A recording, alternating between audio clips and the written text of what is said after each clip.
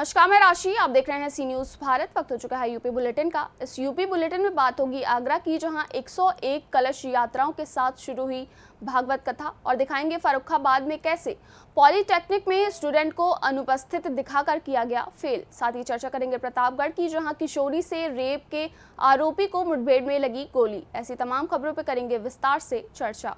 खबर आगरा से है, जहां 101 कलश यात्राओं के साथ शुरू हुई भागवत कथा सिकंदरा स्थित ओम विहार कॉलोनी में 8 अक्टूबर से 14 अक्टूबर तक श्रीमद् भागवत कथा का आयोजन किया जा रहा है।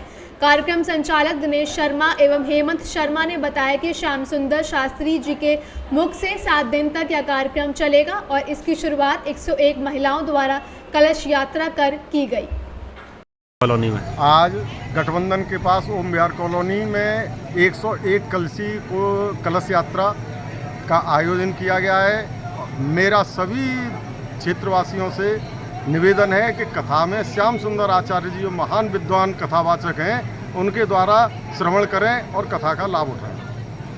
राधा रानी और भगवान श्री कृष्ण की कृपा से आज हमारी कॉलोनी ओम विहार गठबंधन मैरिज होम के पास भागवत कथा का आयोजन है, जिसमें आज कलश यात्रा थी, जिसमें 101 कलश महिलाओं द्वारा उठाए गए। ये कथा 8 अक्टूबर 2024 से 14 अक्टूबर 2024 तक चलेगी। समय दोपहर 1 बजे से साढ़े 5 बजे तक।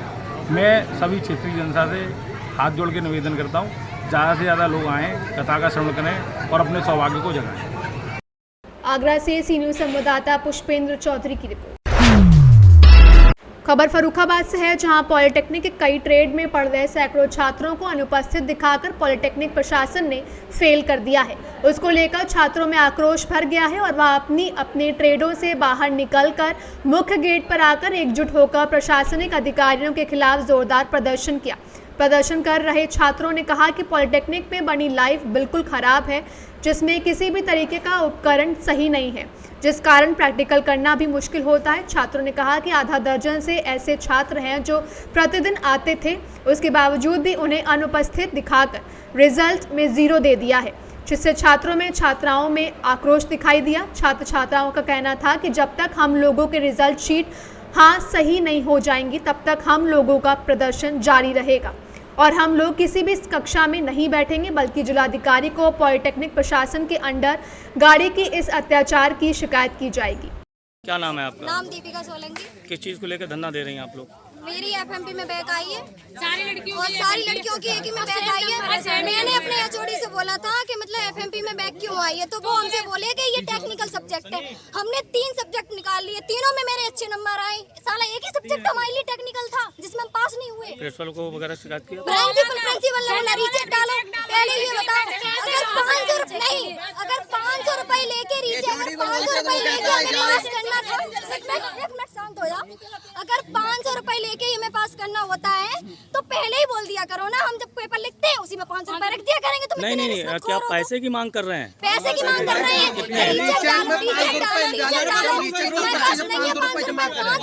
रुपए मांगते हुए प्रूफ है मेरे पास। हर किसी से 500 रुपए जितने क्लास में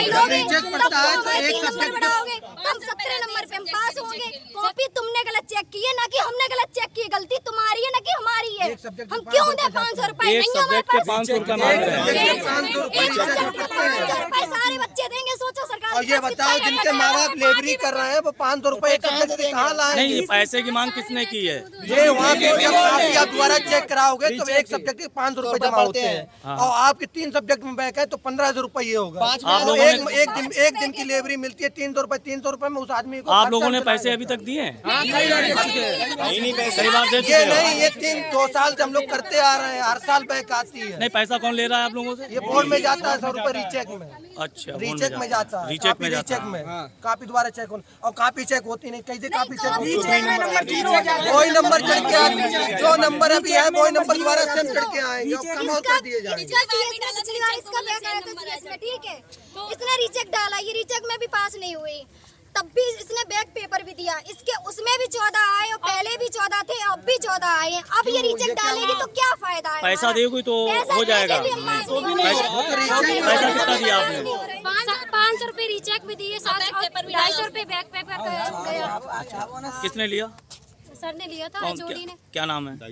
नागेंद्र प्रसाद। नागेंद्र प्रसाद में पैसा लिया है? हाँ, 250 रुपए वो बैक फॉर्म भरा था हमने। जी जी। बताओ 14 नंबर। भैया क्या नाम है आपका?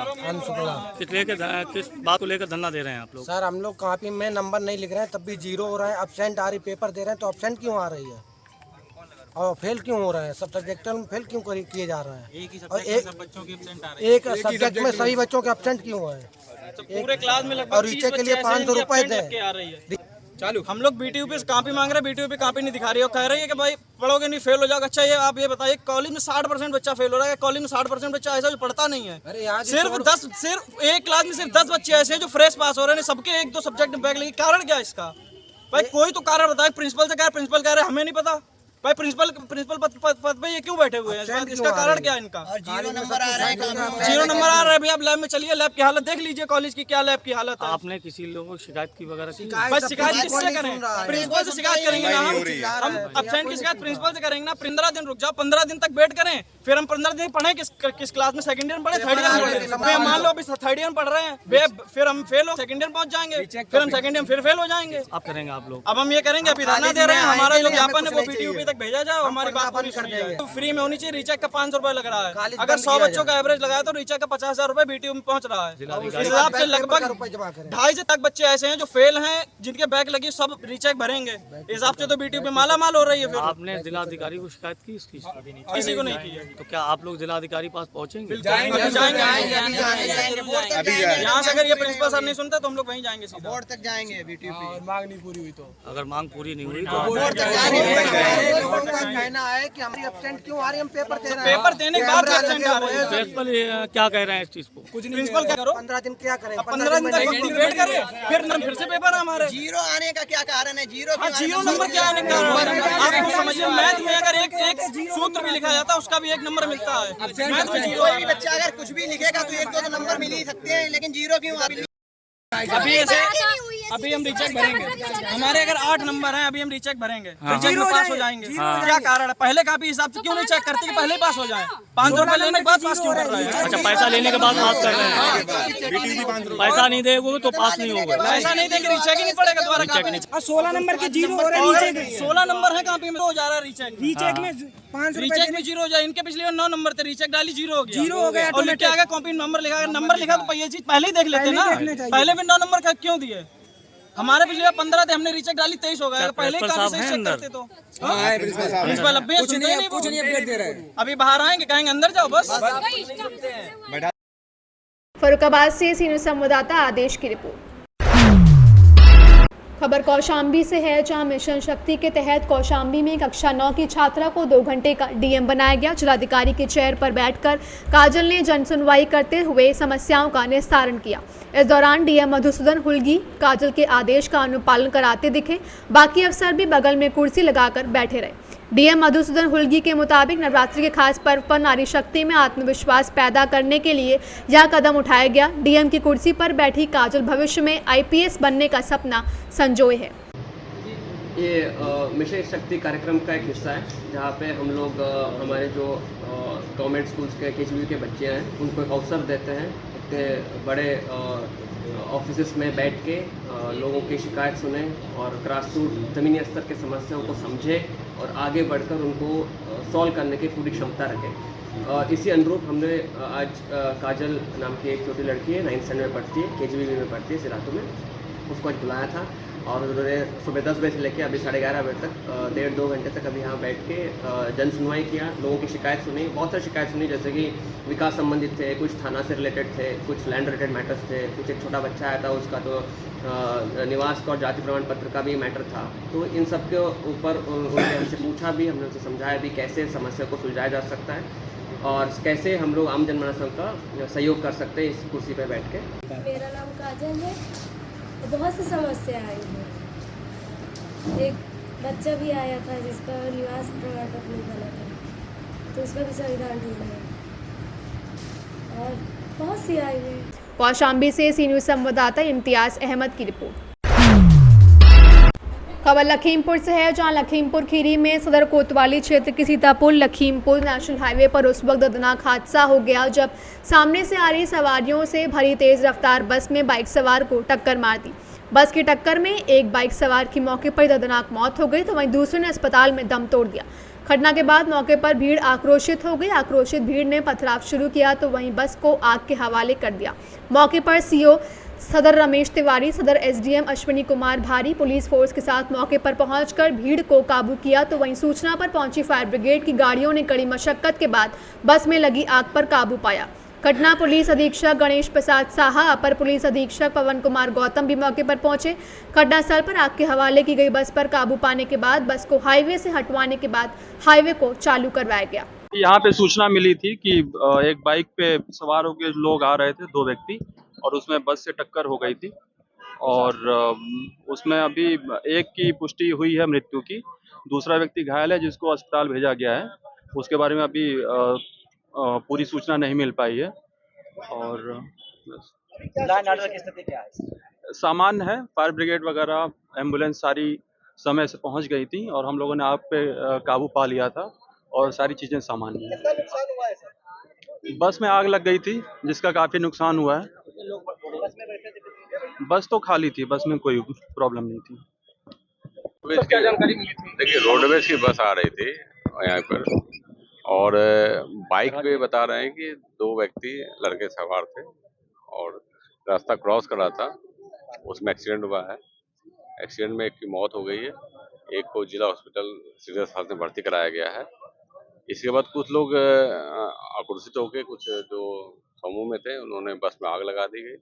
आग लगाने के बाद तुरंत ही मौके पे फायर ब्रिगेड की गाड़ी आई है, आग को बुझा दिया गया है, बस को हटाया जा रहा है और आगे की जो विधिक कार्रवाई उसको किया जा रहा है। कोई और भी सवारियां सवार थी क्या? अब देखिए, एक्सीडेंट बहुत दुर्भाग्यपूर्ण है, ज़्यादा ये विषय है और जिसका इलाज चल रही है। बाकी कारणों की हम लोग जाँच कर रहे हैं कि किस परिस्थिति में ये दुर्घटना हुई है और भविष्य में ना हो, इसको भी हम कैसे रोक पाएं। देखिए, अब लॉ एंड ऑर्डर अब वर्तमान में सारी स्थिति सामान्य है। जो बस में आग लगी थी उसे बुझा दिया गया है। निश्चित तौर पे जो भीड़ थी थोड़ी दुर्घटना से आक्रोशित थी और उन्होंने बस पे आग भी लगाया है। बाकी जो लॉ एंड ऑर्डर है बिल्कुल सामान्य है और स्थिति पूरी नियंत्रण में। यातायात को बहाल कर दिया गया है और कहीं कोई दिक्कत अभी फिलहाल नहीं। प्राइवेट बस है नहीं, अनुबंधित बस है, रोडवेज की बस। सवारियां भी बैठी होंगी। अब वो सब चीजें है, क्लियर हो जाएगी। सवारियां निश्चित तौर पर सवारी ही आ रही होगी, बसें जो है ये है, लेकिन चीजें ठीक है, यातायात बहाल कर दिया गया है, आगे की विधिक कार्रवाई की जा रही है। लखीमपुर से सी न्यूज संवाददाता राजेश दिवाकर की रिपोर्ट। खबर मऊ से है, जहां जिले के चौरैया कोट बाजार में आज सुबह के वक्त गाड़ी चालकों तथा मोटर मालिकों में अफरा तफरी का माहौल हो गया। बता दें कि सुबह सुबह ही परिवहन विभाग ने वाहनों की चेकिंग शुरू कर दी, जिसमें तमाम वाहनों के पेपर में कमी मिली। किसी का बीमा पेपर फेल तो किसी का फिटनेस फेल। इस तरह बहुत से वाहनों का चालान कटा। सारी गाड़ियां चौरैया कोट थाने में लाई गई। मऊ से सी न्यूज संवाददाता शशिकांत सिन्हा की रिपोर्ट। खबर प्रतापगढ़ से है, जहां घर से दोपहर में बकरी चराने निकली किशोरी से युवक ने बाजरे के खेत में रेप करने के बाद गला कसकर उसकी हत्या का प्रयास किया था। मामले में पीड़िता की मां की तहरीर पर युवक के खिलाफ केस दर्ज कर पुलिस उसकी तलाश में जुट गई थी। देर शाम पुलिस से आरोपी की मुठभेड़ हो गई। पैर में गोली लगने से आरोपी घायल हो गया। उसे लालगंज ट्रामा सेंटर से मेडिकल कॉलेज रेफर किया गया है। लीलापुर थाना क्षेत्र के एक 16 वर्षीय किशोरी शनिवार दोपहर घर से बकरी चराने जाने के बाद शाम करीब 4 बजे बाजरे के खेत में बेहोश मिली थी। किशोरी के भतीजे ने खेत की तरफ जाने के बाद बाजरे के बीच में हलचल देखा तो शोर मचाया। लोग लाठी डंडा लेकर पहुंचे तो किशोरी बेहोश पड़ी थी। उसके दोनों हाथ पीछे की ओर बंधे थे, गले में दुपट्टा कसा था और नाक से खून निकल रहा था। उसे मेडिकल कॉलेज से प्रयागराज भेजा गया। प्रयागराज में किशोरी से बातचीत के बाद उसकी मां ने अनिल कुमार गुप्ता के खिलाफ रेप और हत्या के प्रयास का केस दर्ज कराया। टीम प्रभारी सुनील यादव, एसओ नरेंद्र सिंह देर शाम कौमौरा पुलिस चौकी के पास चेकिंग कर रहे थे, तभी उधर से गुजर रहे बाइक सवार को रोकने का प्रयास किया तो वह पुलिस टीम पर फायर करने लगा। पुलिस की जवाबी फायरिंग में पैर में गोली लगने से घायल हो गया। आज थाना लीलापुर के एक गांव में सूचना मिली कि एक बच्ची के गले में उसका दुपट्टा लपेट के और फंदा लगाया गया है। तुरंत उसके परिजनों को चूँकि सूचना थी, परिजनों ने उसको अस्पताल इलाज के लिए पहुंचाया। पुलिस को जैसे ही सूचना प्राप्त हुई तुरंत पुलिस पहुंची और वहां से उसको बेहतर उपचार के लिए SRN medical college Prayagraj refer किया गया है, जहां पर बच्ची का इलाज अभी चल रहा है। इस संबंध में परिजनों से तहरीर प्राप्त करने का प्रयास किया जा रहा है। परिजनों से जो तहरीर प्राप्त होगी और जांच में जो तथ्य सामने आएंगे उसके आधार पर अग्रिम विधिक कार्रवाई की जाएगी। प्रतापगढ़ से सी न्यूज़ संवाददाता रोहित जायसवाल की रिपोर्ट। फिलहाल के लिए इस यूपी बुलेटिन में बस इतना ही। देश दुनिया की बाकी खबरों के लिए आप देखते रहिए सी न्यूज़ भारत।